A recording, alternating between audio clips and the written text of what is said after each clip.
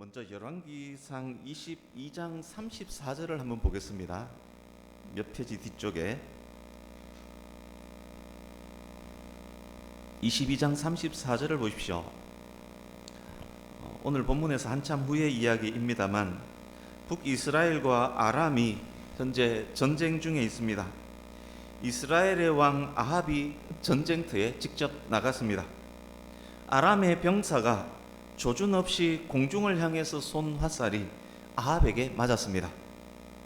왕이 입은 갑옷은 제일 좋은 갑옷일 것입니다. 멀리서 조준 없이 쏜 화살로는 갑옷을 뚫고 치명상을 입히기가 어렵습니다. 그런데 그 화살이 갑옷 솔기를 맞췄습니다. 솔기가 무엇인지 아십니까? 옷을 만들 때 천의 끝과 다른 한 끝을 봉합할 때 생기는 선, 봉합선, 바지에도 봉합선이 있지 않습니까? 바지를 뒤집어 보면 이렇게 길게 나 있는 선, 봉합선, 그것이 솔기입니다. 갑옷 솔기는 갑옷의 앞면과 뒷면을 연결하는 부분, 봉합하는 부분, 바로 그것입니다. 그래서 갑옷의 가장 약한 부분, 갑옷의 빈틈이 솔기입니다. 갑옷 솔기에 꽂힌 화살이 아합 왕을 깊이 뚫었습니다. 아합은 병거 위에서 과다출혈로 결국 사망합니다. 북이스라엘 왕 아합의 종말이 그렇게 됩니다. 이제 다시 본문으로 오셔서 지난주 말씀을 짧게 먼저 복습하겠습니다. 북이스라엘의 우상 숭배자 여로보암이 성지 베델에서 금송아지에게 제사하는 날을 기획했습니다.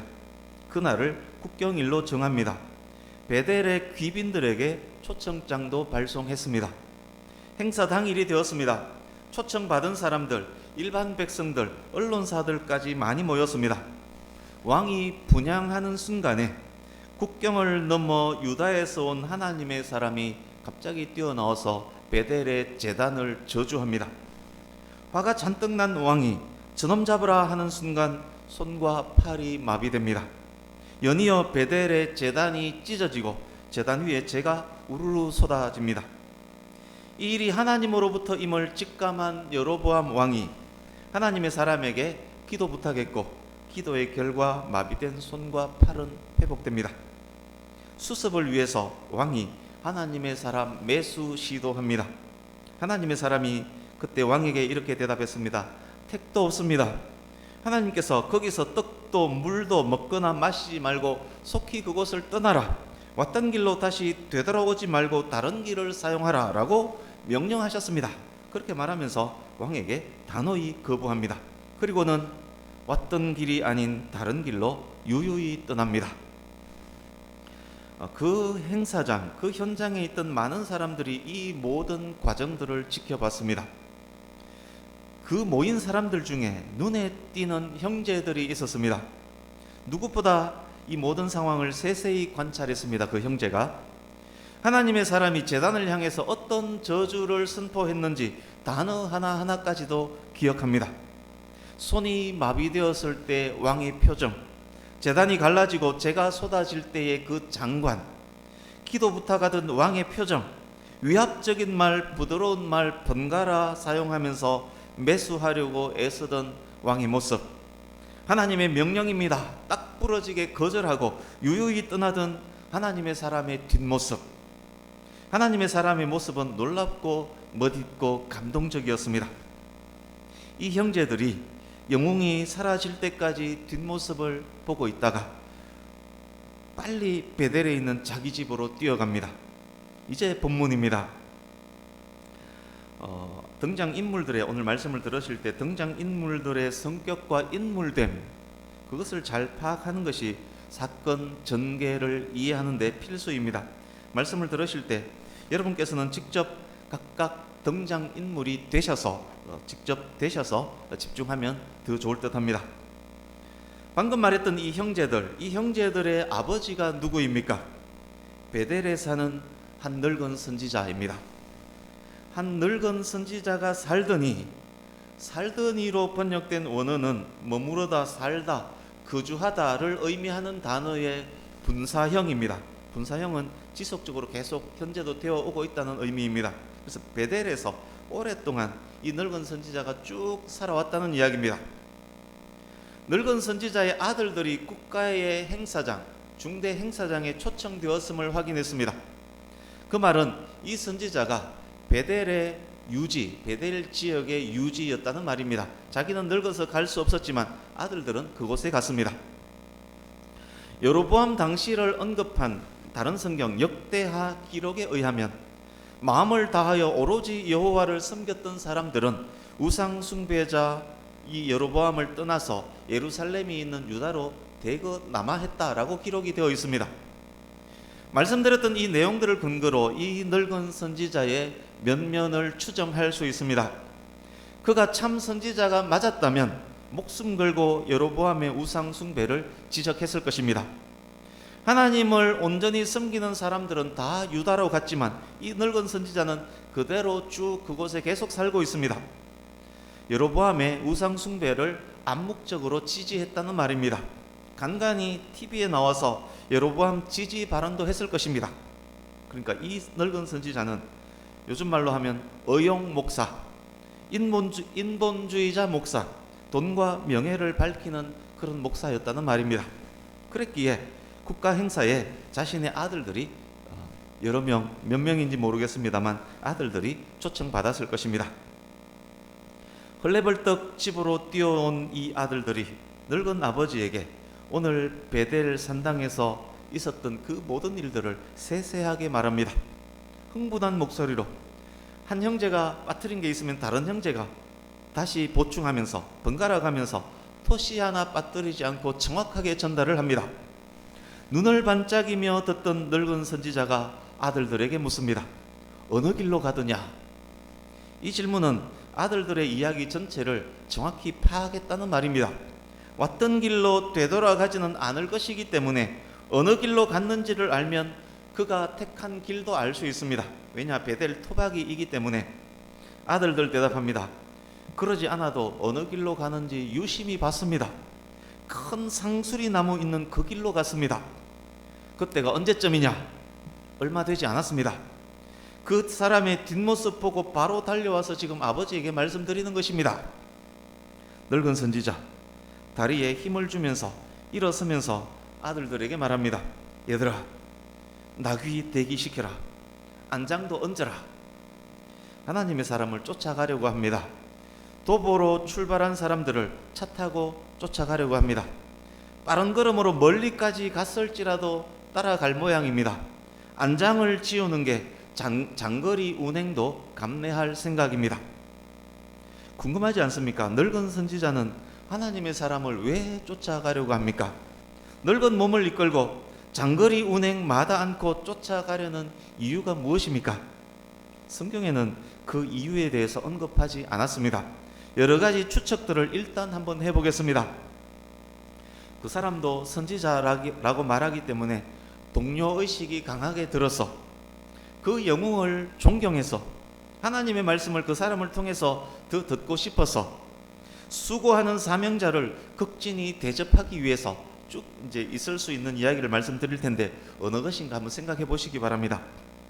그가 진짜 하나님의 사람이 맞는지 알아보고 싶어서, 그가 선포한 저주가 믿을 만한 계시가 맞는지, 정말 하나님의 말씀이 맞는지 궁금해서, 북이스라엘에도 이렇게 선지자가 있는데, 나처럼 이런 선지자가 있는데 나를 부르시지 왜 남유다에서 부르셨는지 열받아서 나도 선지자인데 이놈은 진짜 선지자가 맞는지 시험해 보고 싶어서, 여로보암과 타협한 자신을 그 사람에게 변명하고 싶어서, 하나님의 사람을 시기 질투해서 영웅적인 활동을 한 이 사람과 사진 한 컷 찍고 세상에 자랑하고 싶어서, 여로보암이 못한 매수를 자신이 한번 해보고 싶어서, 여로보암 뜻대로 잘 처리해서 왕에게 훈장 받아보고 싶어서, 그냥 무지무지 궁금해서, 무엇이 늙은 선지자의 의도인지 정확히 알 수는 없습니다.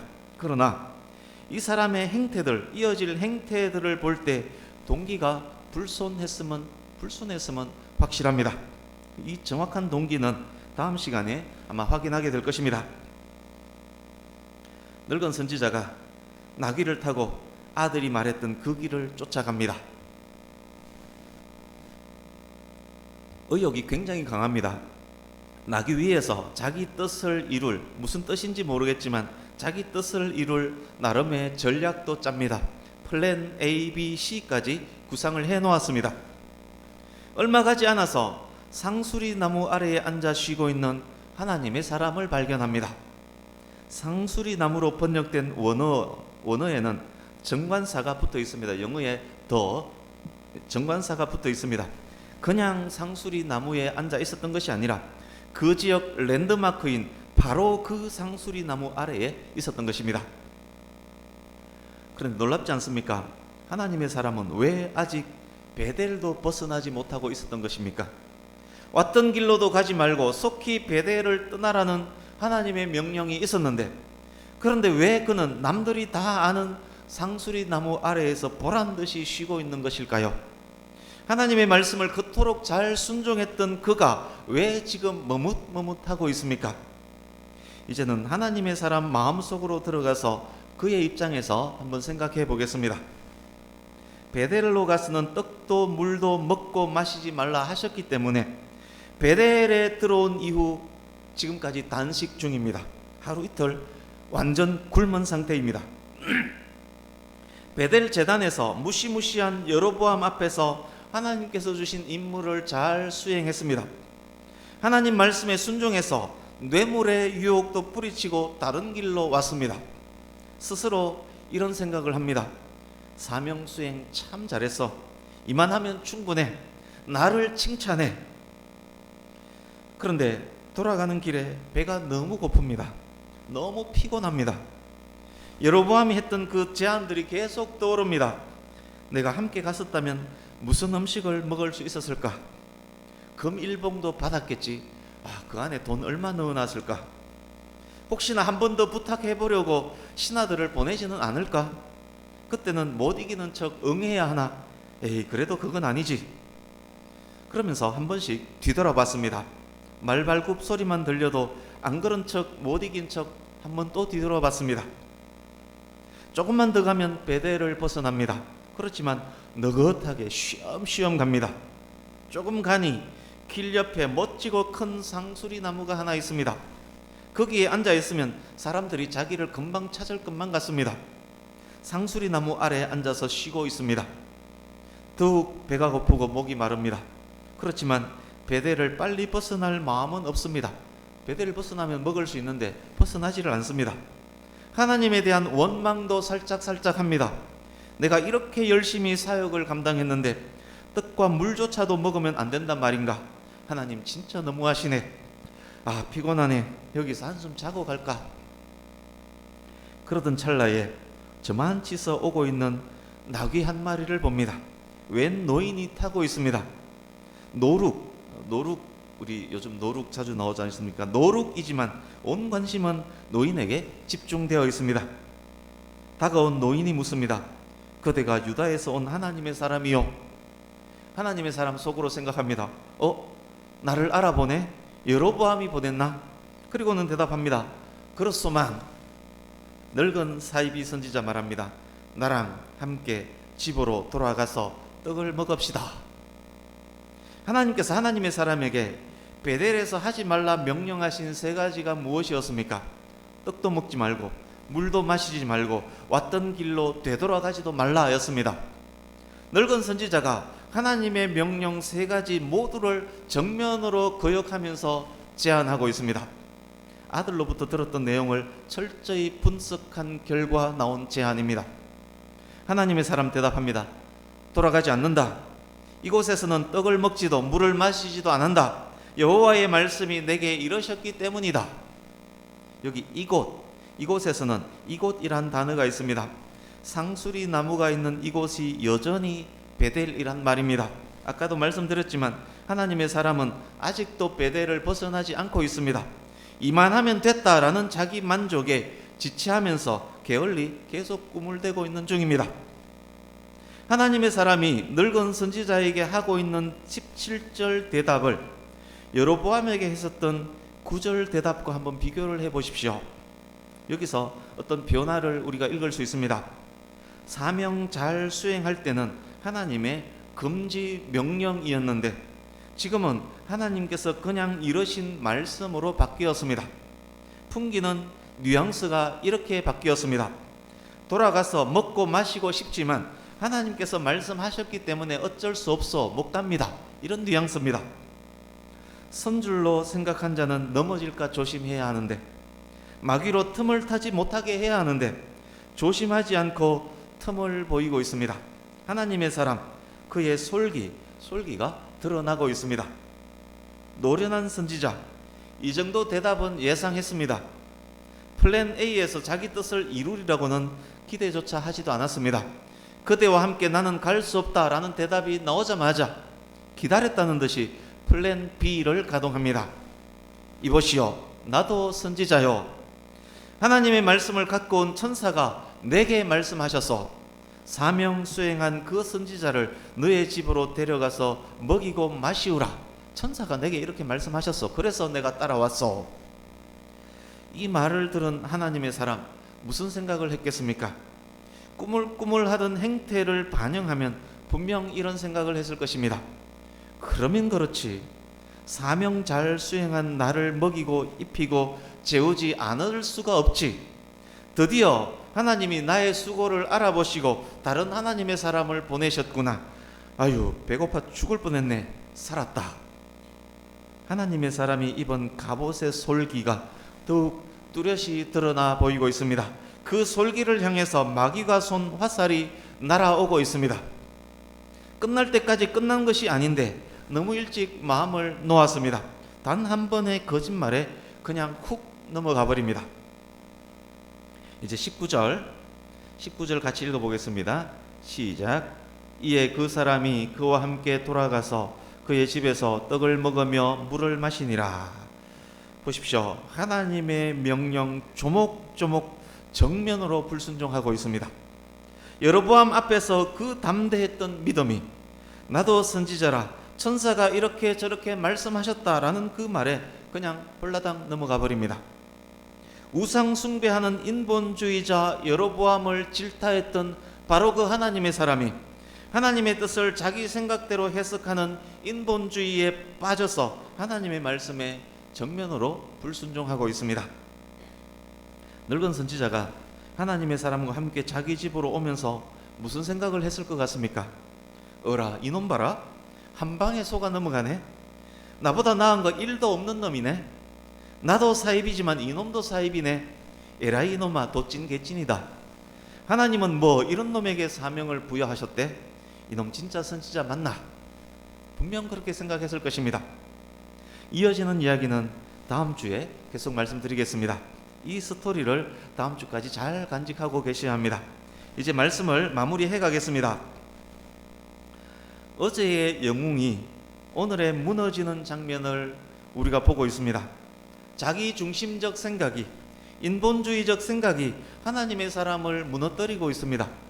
게으름과 나태가 이만하면 되었다 하는 생각이 갑옷의 솔기가 되어가고 있습니다.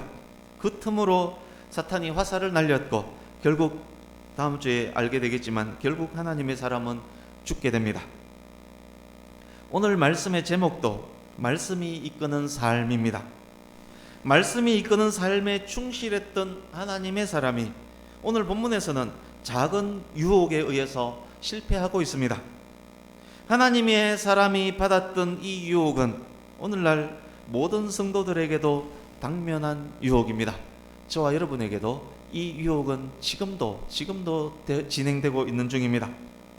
어떤 집사에게 사이비 신도 한 사람이 다가와서 말합니다. 저도 집사예요. 우리 교회 전도지 한번 읽어보세요. 그도 집사라는 말에 쉽게 경계를 풀어버리고 귀를 쫑긋합니다. 어떤 성도에게 사이비 교단 교육자가 다가와서 말합니다. 저는 목사예요. 성도님을 보니 이런저런 마음이 드네요. 하나님께서 주신 마음인가 봐요. 목사라고 하니 경계를 풀고 귀를 쫑긋합니다. 이어서 그 가짜 집사의 입에서, 그 가짜 목사의 입에서 자기가 듣고 싶었던 이야기가 막 튀어나옵니다. 자신이 듣고 싶었던 말을 하나님의 권위를 힘입은 사람을 통해서 듣게 되면 분별 없이 믿는 경향이 있습니다. 믿을 만한 사람의 유혹, 가까이 있는 사람의 유혹이 그래서 무서운 것입니다. 우리 주보에 있는 이사야서 말씀 두 곳을 연이어서 읽어보겠습니다. 나눴던 말씀을 기억하시면서 우리 같이 읽습니다. 시작. 풀은 마르고 꽃은 시드나 우리 하나님의 말씀은 영원히 서리라. 비와 눈이 하늘로부터 내려서 그리로 되돌아가지 아니하고 땅을 적셔서 소출이 나게 하여 파종하는 자에게는 종자를 주며 먹는 자에게는 양식을 줌과 같이 내 입에서 나가는 말도 이와 같이 헛되이 내게로 되돌아오지 아니하고 나의 기뻐하는 뜻을 이루며 내가 보낸 일에 형통함이니라. 아멘. 여러분, 하나님께서 아침에 이렇게 말씀하셨다가 저녁에 저렇게 말씀하는 분입니까? 하나님은 변개하지 않는 분입니다. 하나님의 말씀은 영원합니다. 하나님의 말씀은 비와 눈처럼 내립니다. 내린 비가 그대로, 내린 눈이 그대로 하늘로 올라가지 않지 않습니까? 비와 눈이 곡식에 내려서 소출을 냅니다. 그와 같이 하나님의 말씀은 반드시 하나님께서 기뻐하시는 뜻을 이룹니다. 하나님의 말씀이 성취되지 않는 상태로 돌이켜지는 법이 없습니다. 비와 눈이 내려서 소출로 연결되지 않고 바로 그 상태로 하늘로 되돌아가는 길 없지 않습니까? 본문 속 하나님의 사람은 하나님의 말씀에 대한 이해가 부족했습니다. 어제 주신 말씀이 오늘 바뀌었는데 조금의 의심도 하지 않았습니다. 먹음직, 보암직, 탐스러운 것으로 인해서 너무 일찍 마음을 놓았습니다. 육신의 정욕, 안목의 정욕, 이생의 자랑에 유혹이 되어서 하나님의 말씀을 분별하지 못했습니다. 두 개의 말씀이 충돌됨을 감지했다면 하나님의 사람이라면, 성도라면 최소한 어떻게 해야 합니까? 심사숙고했어야 합니다. 새로이 주어진 말씀이 하나님으로부터 온 말씀이 맞다면 이전 메시지와 반드시 조화와 통일을 이룹니다. 말씀으로 새로이 주어진 말씀으로 새로이 주어진 그 말씀을 분별해야만 했습니다. 그래도 분별이 되지 않는다면 하나님께 기도해야만 했습니다. 그러나 본문 속 하나님의 사람은 자신의 필요와 늙은 선지자의 외모와 말솜씨에 그냥 속아 넘어갔습니다. 말씀이 이끄는 삶, 순종에 실패한 것입니다. 그것이 하나님의 사람이라 일컬어지는 이 사람의 솔기였습니다. 그 솔기에 사탄의 화살이 박혔습니다. 예수님께서도 말씀하셨습니다. 너희는 나를 불러 주여 주여 하면서도 어찌하여 내가 말하는 것을 행하지 않느냐? 주여 주여 하는 자마다 다 천국에 들어갈 것이 아니요 다만 하늘에 계신 내 아버지의 뜻대로 행하는 자라야 들어가리라. 하나님의 말씀을 듣고 지키는 자가 복이 있도다. 하나님의 사람을 노렸던 사탄은 지금도 동일한 방법으로 하나님의 사람들을 노리고 있습니다. 그 유혹을 이길 수 있는 방법 무엇입니까? 빈틈, 우리의 솔기를 보이지 말아야 합니다. 솔기를 보이지 않는 가장 확실한 방법 무엇입니까? 말씀이 이끄는 삶, 말씀에 순종하는 삶입니다. 말씀에 순종하는 것이 하나님의 약속에 확실히 참여하는 길입니다. 말씀을 분별하고 분별된 말씀에 순종하는 것이 또한 복의 금고를 여는 키이기도 합니다. 우리 함께 마태복음 4장으로 가겠습니다. 마태복음 4장 3절 4절을 같이 읽습니다. 오늘 말씀의 결론이기도 합니다. 마태복음 4장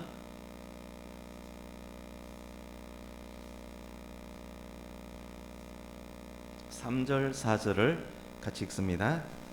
마태복음 4장 3절 4절 시작.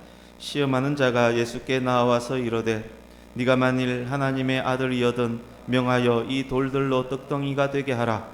예수께서 대답하여 이르시되 기록되었으되 사람이 떡으로만 살 것이 아니요 하나님의 입으로부터 나오는 모든 말씀으로 살 것이라 하였느니라 하시니. 아멘. 사랑하는 성도님 여러분, 떡에 유혹되어서 말씀을 놓치는 삶을 살지 않기를 바랍니다. 말씀을 읽고 묵상하고 분별한 그 말씀에 순종하는 삶을 살 수 있기를 바랍니다. 오직 하나님의 입으로부터 나오는 모든 말씀, 영원하며 변개치 않는 말씀의 인도하심 따라 사시기를 바랍니다. 그러기 위해서 우리의 삶에 말씀을 읽고 묵상하고 기도하며 예배하는 삶 얼마나 중요하겠습니까? 그래서 그 말씀이 이끄는 삶을 삶으로써 더욱 주신 사명 잘 감당하며 뿐만 아니라 복된 삶, 승리하는 삶까지 살아가시기를 예수님 이름으로 축복합니다. 아멘. 기도하겠습니다.